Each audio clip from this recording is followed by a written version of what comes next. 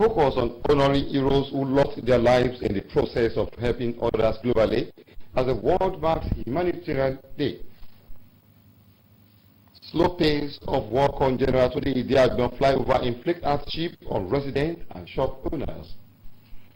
On a special assignment, correspondent take a look at achieving stable prices of commodities and availability of seasonal agricultural produce. Plus, take it from the world of entertainment and sports. This is News Tonight, coming to you live from the studio of NTA ILORIN. Good evening, and many thanks for joining us. I am Ahmed Fulani.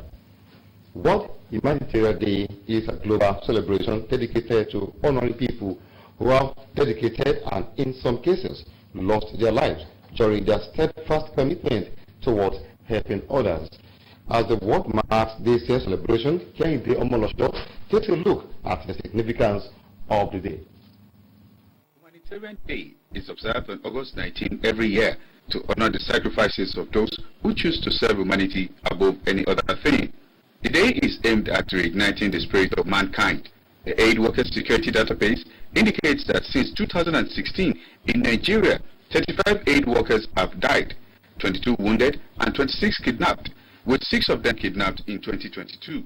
Ibrahim Yusuf is an humanitarian provider with the National Commission for Refugees, Migrants, and Internally Displaced Persons. Before we engage ourselves in assessments, we always notify agencies, security agencies, on surveillance before the visitation of the camps or the affected areas. Provision of security for people providing humanitarian services so as to ensure that security in the discharge of their duty to Oluwaseyi Da Silva will go a long way to encourage them to do more. The security of those people in the various humanitarian camps should be ensured, because if they are there just eating and there's no guarantee for their safety, some of them are even dead there. We have to ensure that we be our brothers' keepers. We have to ensure that we tolerate ourselves. I want government to be more committed towards supporting any individuals or any people affected by this natural disaster. Looking out for one another in times of disaster and the submission of our respondents will go a long way in alleviating the effects of disasters. Kehinde Omolosho, NTA News. The construction of General Tunde Idiagbon flyover, embarked upon by the Kwara State government more than 8 months ago, when completed, is expected to ease the movement of vehicles and pedestrians, as well as add aesthetics to the area. However, the slow pace of work on the flyover construction is inflicting hardship on the residents and business owners in and around Tanked area, who appeal to the state government to expedite action on the project. For the past 8 months, residents, shop owners, and University of ILORIN staff and students who make use of Tanked Garage roads have been making use of Awolowo Road and other alternate routes to get to their destinations due to the ongoing flyover construction. This obviously does not come with ease, as they spend more than expected on transportation.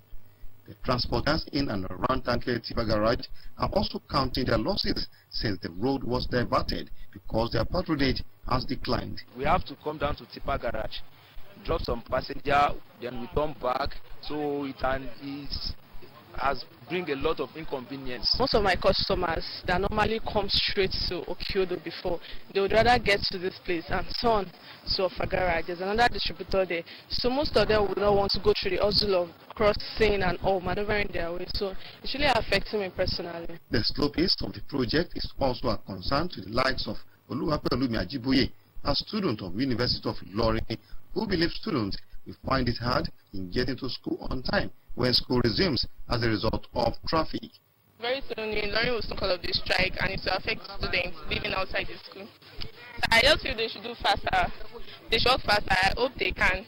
The chief resident engineer in charge of the flyover, Joseph Bamidoye, is optimistic that the bridge will be ready by February 2023. Anytime from now, we can finish the casting of concrete for abutments and piers. Therefore, we can go ahead and launch beams, which is the next action. For every job done, it is tested. Every concrete we batch is tested. Every reinforcement used is tested. So there's no issue regarding the quality. It is the expectation of residents that the contractors handling their work will deliver timely and quality projects. State talking road construction, despite recent effort by the Kwara State government to fix some roads in deplorable condition within the state capital, many other roads in Ilorin metropolis are still in bad shape, thereby begging for urgent government attention. Although the state government recently rehabilitated some roads such as Midinvedi Road along Ojaya, Itaramadu area, and some roads in Adewale axis to the satisfaction of the residents, yet many areas in Ilorin are still not motorable. Places like Emias Road and roads Okomalu to Sabo Line and Amilebe axis have for long been in poor conditions, causing damage to people's vehicles and slowing traffic. This middle-aged man, Farouk Yusuf, is a transporter with 3 decades of experience. Poor road network, either on the highways or within the metropolis, has cost him so much to repair his vehicles. If the road is not good, the parts of the vehicle will be doing like this, so it may not go well for us. The roads in the town need attention of the government. If you are in a haste now, maybe you are ready to go in somewhere now, you cannot go in time. So you just be there waiting for each other to pass before a vehicle can move. As you are jumping to the pothole now, they are so and affecting it. Other residents appealed to the state government to extend road rehabilitation project to other areas within the town. Right from here to Ikwata, it's a dangerous route, right? And even not this place alone.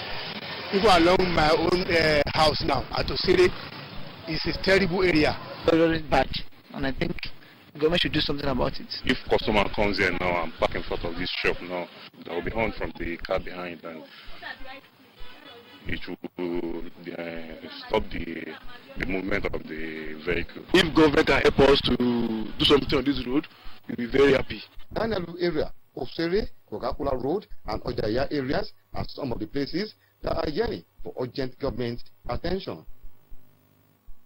For this 2 months sermon, athlete General Abdulkarim at the South Mosque, GRA Ilorin, centered on the need for Nigerians to be more cautious in this time of high rate of insecurity in the country. Council Raji has the details. While delivering today's Jumat sermon, Imam Amataya Nuhu stressed the need for people to be conscious of their immediate environment as security remains everybody's business. With prayers, the Imam believes Nigeria can become better, and as such, prayers should never be left behind. He also urged Muslims to be law-abiding and imbibe peaceful coexistence to ensure a better society. While pleading with the government and ASU to resolve the issues surrounding the Libyan strike action, Imam Amataya Nuhu called on parents to monitor their children and wards properly in order not to constitute nuisance in the society. He thereafter led worshippers in the observance of the 2 rakat prayers.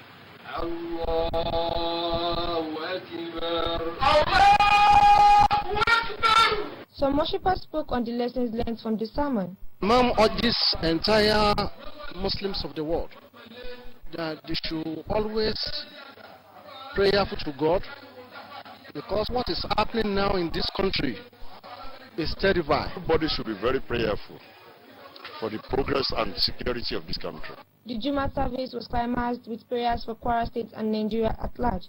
Kausar Raji, NTA News. When we return from the break, News Tonight will continue. Please don't go away. Hey, it's good.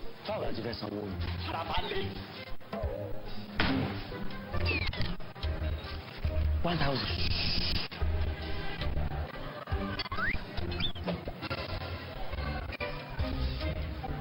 We go once later now. Madam, hello, brother. Na 3,005. Màá fún yín ní owó pé káàdì Glo ẹlẹ́gbẹ̀rún 10,000. Oh yeah. Bring your food.